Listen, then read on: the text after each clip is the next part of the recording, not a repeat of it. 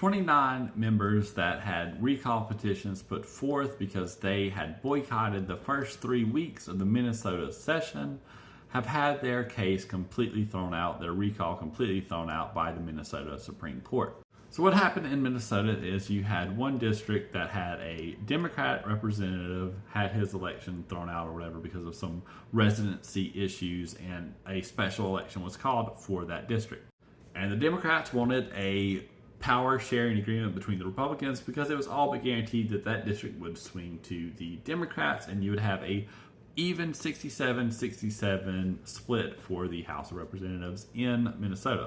The Republicans didn't want to do that. They wanted to take that one seat majority that they had and push through as many laws as they could before that Democratic member was seated.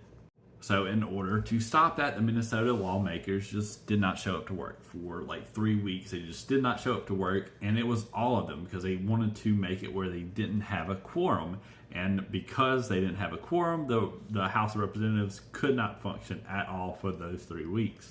Now, the Chief Justice of the Minnesota Supreme Court said that the allegations did not meet the high standard of serious malfeasance or nonfeasance required for a recall. And I'm probably mispronouncing those words, so sorry.